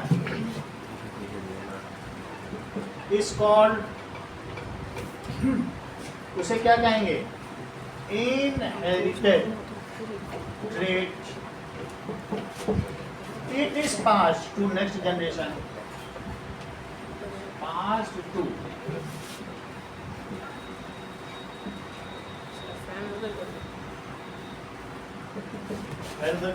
जैसे कि विक्टोरिया, महारानी विक्टोरिया के परिवार में उनको हीमोफीलिया की बीमारी थी। तो हीमोफीलिया में क्या होता है कि कोई भी चीज़ अगर तुम्हारे हीमोग्लोबिन कम है, ब्लड कहीं कट जाए तो खून बहता रहेगा जब तक तुम्हारी मृत्यु ना हो जाए। उनके घर में कोई धारदार चाकू कुछ भी नहीं था, यहाँ तक कि बटर लगाने के लिए प्रिंस चार्ल्स को नहीं दी जाती थी, कुछ भी।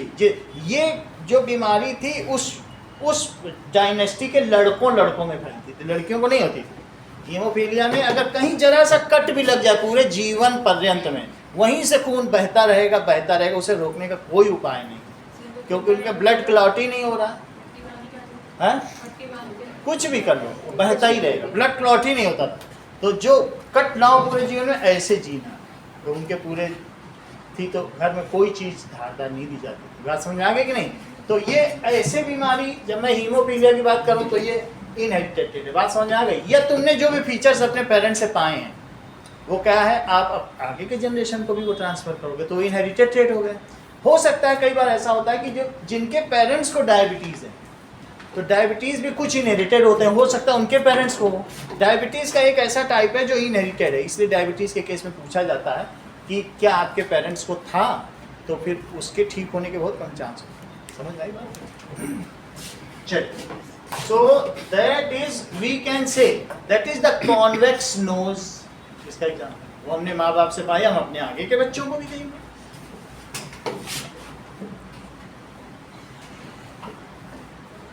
ओके, अब जरा देखें कि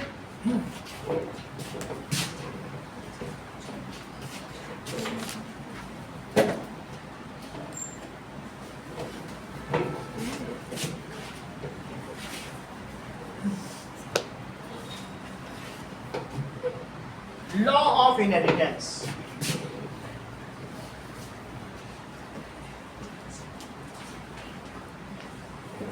हेरिडिटी की डेफिनेशन लिखा दी थी ना, लॉ ऑफ इनहेरिटेंस। तो ग्रेगर जॉन मेंडल, जैसा कि आपकी बुक में बना भी हुआ है, तो Gregor it was educated in Montessori and went to study science. Monastery में पढ़े हुए, जैसे मॉनेस्ट्री में क्या होता है, बौद्ध मॉन्क होते हैं ना, उनकी मॉनेस्ट्री होती है, वो लोग पढ़ाते हैं जहाँ पे, वो ऐसी पार्ट्स, उसको मॉनेस्ट्री कहते हैं। तो इसके अलावा इन्होंने स्टडी मैथमेटिक्स किया वियना में जाके, वियना ऑस्ट्रिया में, ठीक है, जर्मनी के नीचे ऑस्ट्रिया, हंगरी, उसी में वियना है, वहीं पर हिटलर भी पैदा हुआ था। तो फेल्योर इन एग्जामिनेशन इनका हो गया, he went back to monastery and started growing peas. ये एग्जाम में फेल हो गए, और फिर वहीं पर बुद्ध लोग जहाँ रहते थे वहीं चले गए। फिर वहाँ पर देखो मैथ्स और साइंस, ये किसके थे बताइए?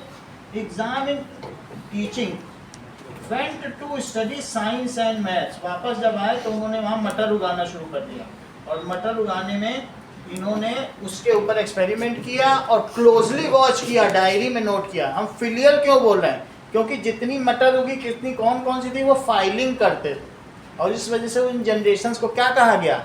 चूंकि ये फाइलिंग करते थे तो फिलियल बोला गया।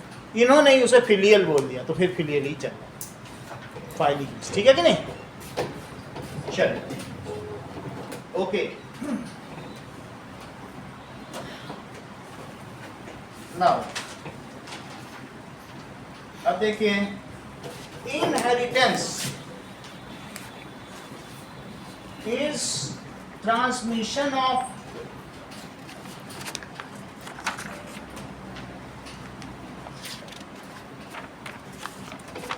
characters कैरेक्टर्स का क्या मतलब होता है? Traits from one generation to other,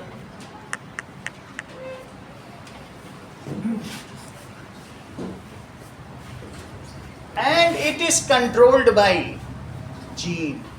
ये किसके द्वारा कंट्रोल होती है? Gene. And it is controlled by gene. Gene का दूसरा नाम क्या है? जी फैक्टर। ये जो दो बनाए हैं इनको क्या कहा जाएगा? इसमें ये तो क्रोमोसोम है, लेकिन इस पार्ट को जिससे कि तुम्हारे अंदर एक फीचर डिसाइड होता हो उसे क्या कहेंगे? फैक्टर। फैक्टर का दूसरा नाम क्या है? ठीक है, क्या लिखा है बोलो?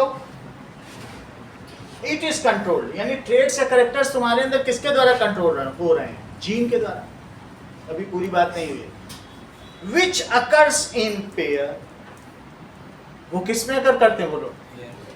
इनकी कंट्रोलिंग, तुम्हारा कैसा चेहरा है, कैसी नाक है, इसको कौन कंट्रोल कर रहा है? जीन। और वो किसमें अकर कर रही है? फैक्टर में। Which is controlled by factor, and factors occur in, जो जोड़ों में होते हैं, एंड फैक्टर्स अकर इन। ये तो बात हुई कि जो हमारे अंदर फीचर्स आ रहे हैं वो किसी न किसी लॉ के द्वारा गवर्न हो रहा है। अभी लॉ कोई नहीं लिखा गया, बस सिर्फ तुम्हें कॉमन बात बता रहे हैं। जो भी तुम्हारे अंदर फीचर हैं वो एक जीन के द्वारा आ रहे हैं, और जीन जोड़ों में होते हैं। इतने से तो सहमत हो? जो फीचर आ रहे हैं वो जीन की वजह से आ रहे हैं। यही जो चीज है, ये पहला लॉ बनने जा रहा है। इसी को समझो, ये पहला लॉ लिखो।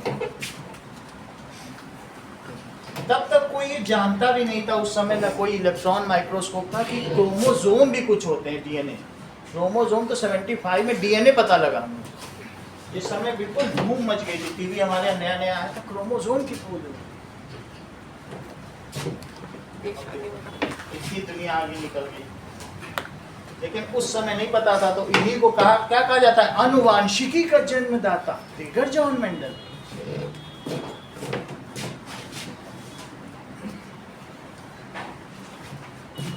So now these laws were given by, किसके द्वारा दिए गए? Gregor John Mendel. की स्पेलिंग देखो क्या लिखी है। These laws were introduced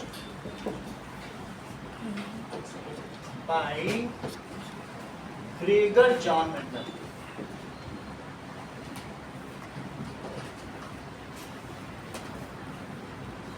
Austria के थे, ठीक है, मेंडल।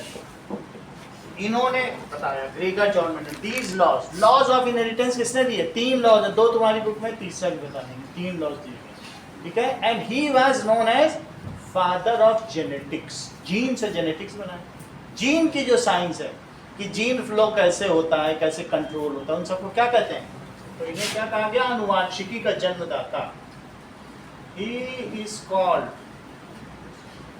father of genetics। चलो फर्स्ट लॉ लिखो। तो इन्होंने क्या किया?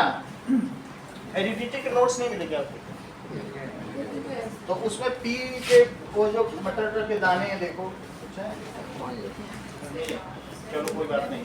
सो he has done experiment on pea plant। इन्होंने किस पर काम किया बताओ? पी प्लांट पर। तो वही मोनेस्ट्री के पीछे करने लगे, बहुत बड़ा खेत था, तो उसमें इन्होंने क्या किया? इन्होंने पी प्लांट को ही क्यों चुना, या फिर पाइसम सेटाइवम को ही क्यों चुना? उसका क्या नाम है? साइंटिस्ट नेम, साइंटिफिक नेम क्या है? Pisum sativum. जब पाइसम सेटाइवम लिखेंगे तो ये पी कैपिटल लिखेंगे, दोनों के नीचे अंडरलाइन ऐसे लिखेंगे। ये इसका कैसा नाम है? Scientific name. जैसे ह्यूमन कोई पूछे तो ह्यूमन से सब लोग नहीं जानते हैं, कुछ लोग मानुष बोलते हैं, कुछ मनुष्य बोलते हैं, और कुछ लोग होमो सैपियंस से पूरी दुनिया जानती है ना। तो ह्यूमन का नाम क्या है? होमो सैपियन। इसी तरीके से मेढक का क्या हो गया? That is Rana tigrina. क्या नाम है? टिग्रीना। अब जरा देखो, सो इसका क्या नाम है बोलो? पाइसम। मुझे लगता है इसका सेकंड लेटर भी कैपिटल होगा, चेक करो।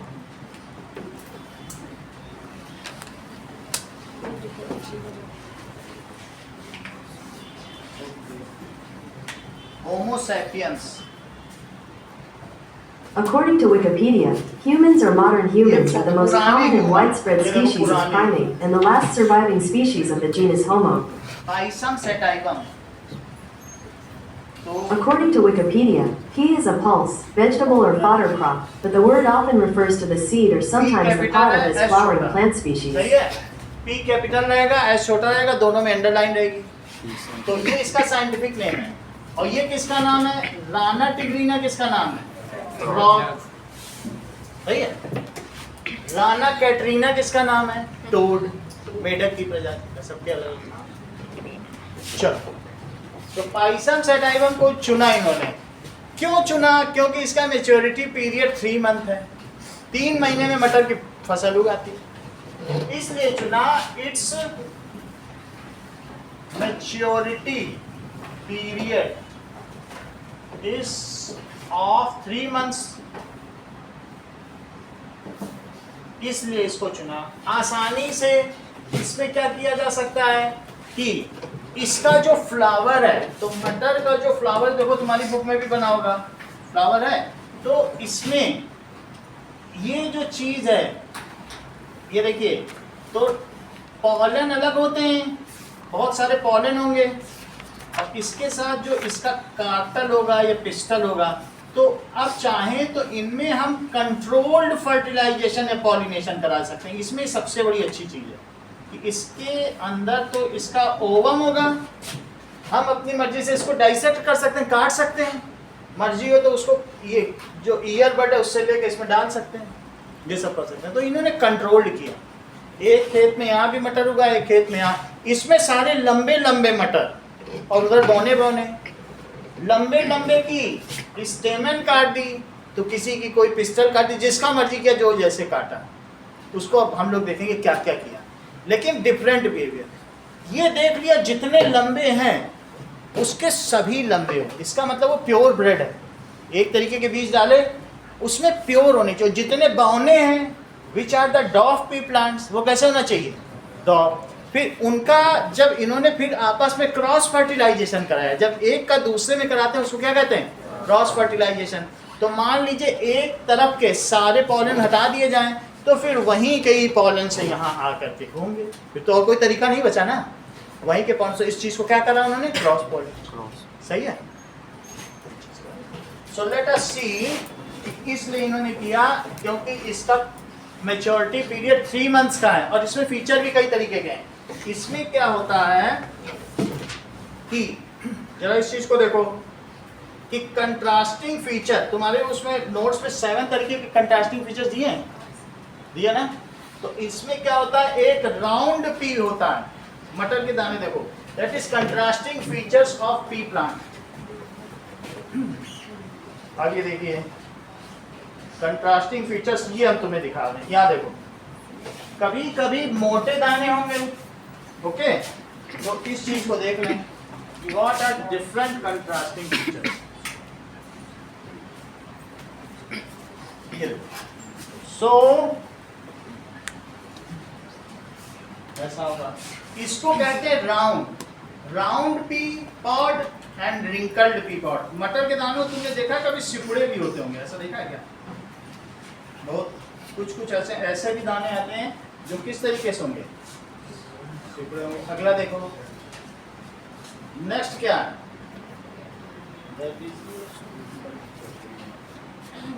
ठीक है, एक होता है येलो, जो तुम लोग खाते हो चाट का मटर, और एक होता है ग्रीन मटर जिससे सब्जी बनती। चाट वाले येलो मटर खाते हैं, पीली मटर जितने भी वो नहीं होता है। तीसरी चीज देखो, एक में कैसा है, वायलेट फ्लावर और वाइट फ्लावर, वो भी तुम्हारी बुक में बना हुआ है, एक डायग्राम बना ना, वायलेट। तो इसको क्या कहते हैं, इसमें दो कंट्रास्टिंग फीचर्स हैं। मटर के दाने में जो 8-9 तरीके के फीचर है, दो डिफरेंट तरीके के फीचर हैं, तो उनमें उन्होंने एक्सपेरिमेंट किया जो आसानी से दिख जाते हैं। ओके, अब ये देखो फिर कैसा है बताइए, और भी है लेकिन हम ऊपर के 3 फीचर को ही लेके चलेंगे। उनका फूल का कलर, उनका राउंड शेप, रिंकल्ड शेप, और एक है हरी मटर का दाना, पीली मटर का दाना, एक है फूली मटर, एक है सिकुड़ी मटर। सही है, round, wrinkled, so these are the different features. It is having different contrasting features in pair. That's why he has picked up such kind of plant. वो बात समझ आई? So it has different contrasting features. कौन से features हैं? That is round and wrinkled pea pod. P है, और दूसरा क्या है? Yellow and green pea, white and purple flower. Okay, now the first law of inheritance, monohybrid inheritance and law of segregation.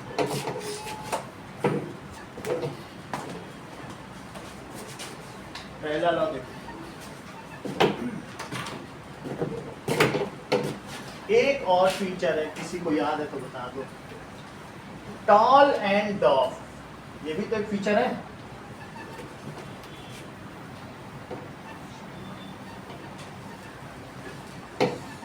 देखो, tall and डॉफ plant.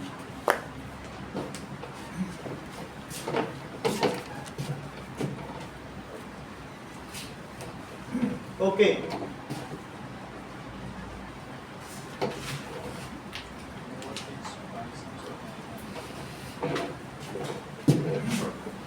That is hybrid plant. Hybrid plant क्या होता है Divya? Hybrid plant, so a plant obtained by cross pollination between different varieties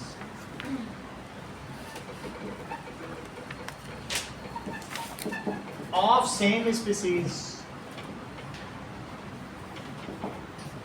समझो, एक plant ऐसा मिले different varieties. Example समझो, अगर मैं कहूं कि एक टॉल प्लांट है, टॉल पी प्लांट, तो उसका जो जीनोटाइप है मैं उसे कैपिटल टी दिखा रहा हूं, इसलिए क्योंकि ये प्योर टाल है, इसकी माँ भी टाल, इसके बापू भी टाल, मतलब इसके जो पेरेंट्स है ना, इसकी पूरी जनरेशन टाल ही टाल निकल रही है।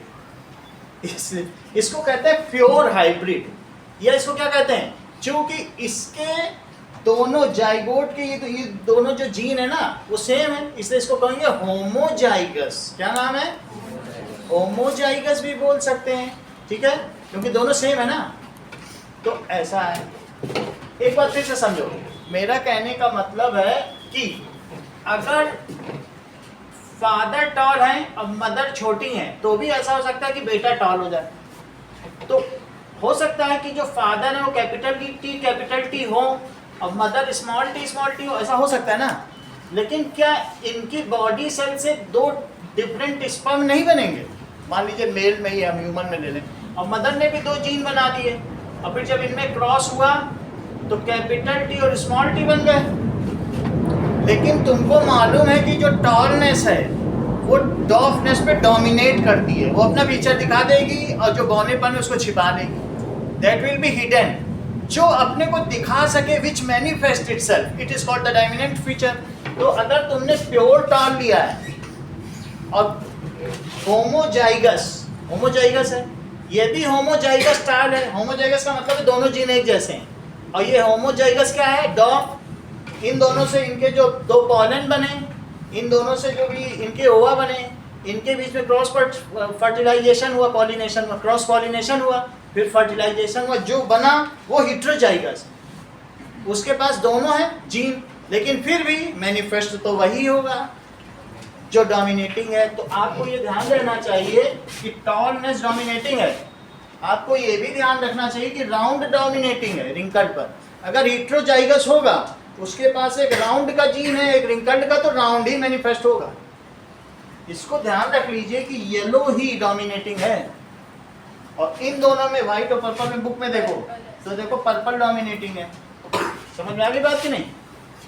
तो मेरा कहने का मतलब क्या है कि जैसे टॉल पी प्लांट, सुनो, tall pea plant if cross pollinates, किससे पॉलिनेट करें? Cross pollinate with dwarf pea plant, dwarf pea plant, then the F1 generation, जो भी F1 जनरेशन में मिलेगा वो कैसा होगा? Will be hybrid. उसे क्या कहेंगे बोलो? Hybrid plant. उसे संकर पौधा कहेंगे या उसे संकर प्रजाति कहेंगे, संकरण। और इस प्रक्रिया को क्या कहते हैं? And this process of cross pollination is known as, when two pure bred plants of different variety are cross pollinated, then the new plant obtained is known as hybrid plant, and this process is known as hybridization. Gives I repeat to If two varieties of say different, if two varieties of same species are crossbreeded, then they are called hybrid plants, and this process is called whatever hybridization. plant is produced, उससे कुछ बनेगा ना, उसको hybrid plant बोलो। Whatever plant is produced is called hybrid plant, and this process is called hybridization. इन्होंने तो देख के बोला, तुम इधर देख के बोलो तो पता चले कितना समझाया। When two plant, two species of same. तो दो स्पीशीज, एक मटर और एक गोभी। हाँ,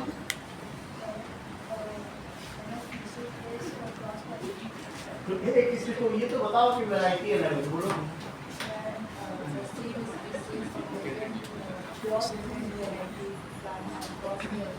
फिर से बोलो।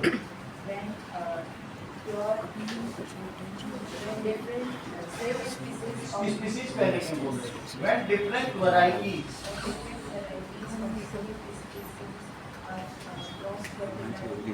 fertilized की क्रॉस ब्रेड या क्रॉस पॉलिनेटेड, क्रॉस फर्टिलाइजेशन कुछ नहीं होता।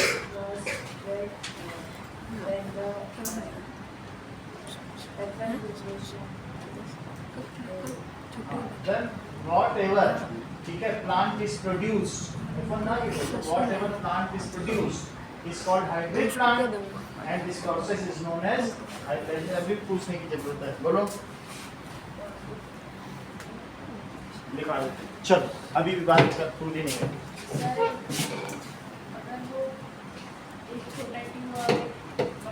अब देखो, अभी पूरी डेफिनेशन लिखा है, तुम्हारी बात का हम समझ गए कि तुम क्या पूछना चाहती हो। अब मैं तुम्हें बता रहा हूँ।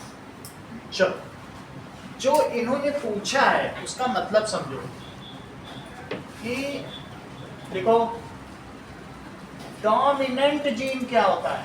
बोलो। The gene which reflects itself in presence of, अभी समझ में आएगा, पहले नोट कर लो, in presence of alternate gene is called dominant gene।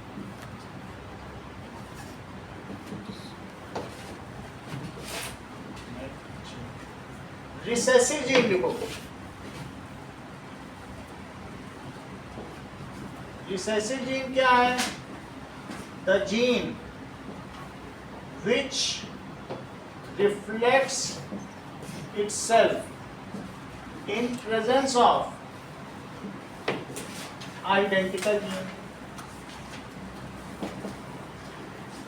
is called recessive gene। अब एक बात चेक करो, मान लीजिए मेंडल ने 2 खेत लिए, आधे खेत में सारे लंबे लंबे पौधे लगा दिए और आधे खेत में क्या किए, छोटे छोटे लगा दिए, सही है, और इनके बीच में क्रॉस पॉलिनेशन कराया, एक का पॉलन काट दिया और एक का वो कार्पल काट दिया या पिस्टिल काट दिया, तो क्रॉस पॉलिनेशन होगा कि नहीं अपने हिसाब से। उसके बाद इन्होंने क्या किया, 2 तरीके के प्लांट लिए, टॉल लिया और एक कैसा लिया बोलो, ड्वार्फ।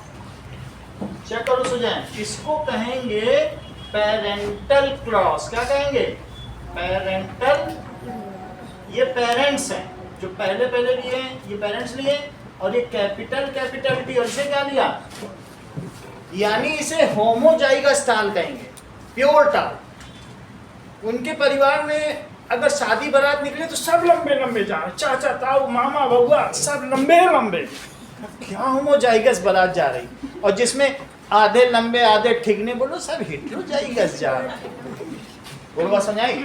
और एक ऐसी बारात जिसमें सभी बौने हो, क्या होमोजाइगस बारात, ठीक है कि नहीं, ये भी हो सकता है।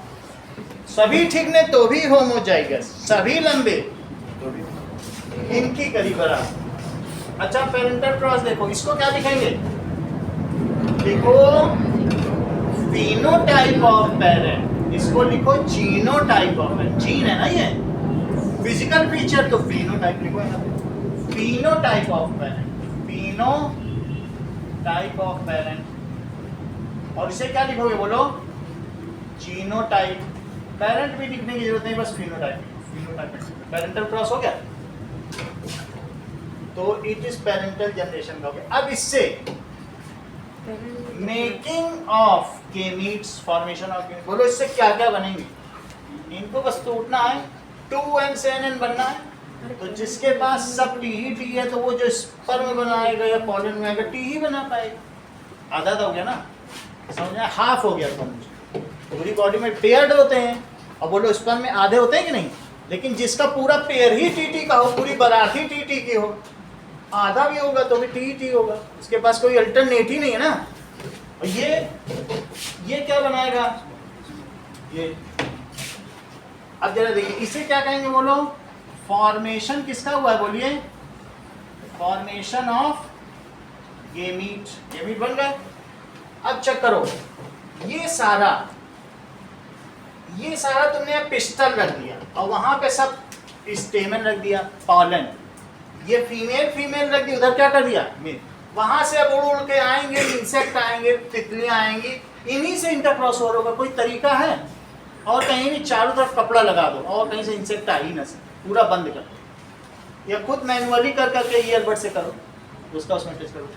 इसको इससे कराया क्योंकि इधर बचा ही नहीं, इधर तो पॉलन सारे काट दिए और उधर पिस्टल काट दिए, बोलो बात समझ आई कि नहीं, तो सब क्रॉस पॉलिनेशन है। फिर से समझो, या तो ये इससे करे और या किससे करे, इससे करे, दो ही से तो कर सकता है, ये दोनों एक ही चीज है।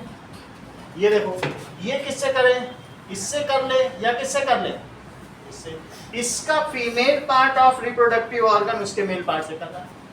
लेकिन बताओ, इनके और इनके से अगर आपस में क्रॉस पॉलिनेशन होगा तो बनेगा क्या, बताओ जरा। एक क्रोमोसोम इससे मिला, जीन है, ये तो जीन है क्या, तो जीन को इसको कहेंगे टी, और यहाँ क्या मिला, टी, और यहाँ क्या मिला, और यहाँ क्या मिला, इसको कहेंगे, ये वैसे तो क्रॉसिंग ओवर है, क्रॉस पॉलिनेशन, यहाँ क्या लिखा जाएगा, क्रॉस पॉलिनेशन। और इसको लिखो जीनोटाइप ऑफ F1 जनरेशन। ये क्या चीज हुई बोलो, जीनोटाइप ऑफ F1 जनरेशन। अब इसका फिनोटाइप बताना है, फिनोटाइप, मयंक फिनोटाइप F1 का बता पाओगे। मान लीजिए वो जो नया पी प्लांट मिला उसको capital T small T type की जीन मिल गई, ये जो उसको जीन मिली ना पेरेंट से, ये जीन ने उसके पिता ने उसको कैपिटल दिया और माँ ठिगनी निकली तो माँ ने स्मॉल टी दे दिया, वो बच्चा कैसा पैदा होगा, टॉल। तो ये भी टॉल, ये भी टॉल, ये भी टॉल, दोनों खेतों में अब जो अगली वनस्पति पैदा होगी सभी लंबी, तो बोलो इसको क्या कहेंगे, बोलो टॉल टॉल टॉल और इतनी बात समझ आ गई। इसका रिकॉर्ड तैयार करो। All pea plants of F1 generation are tall, ये सभी टॉल हैं, लेकिन अरविंद क्या ये होमोजाइगस हैं? क्या है फिर?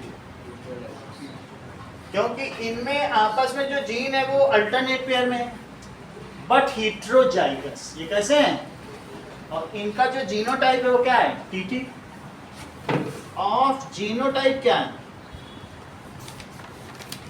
Capital T small T. बोलो इतनी बात समझ आ गई? इतना ही है।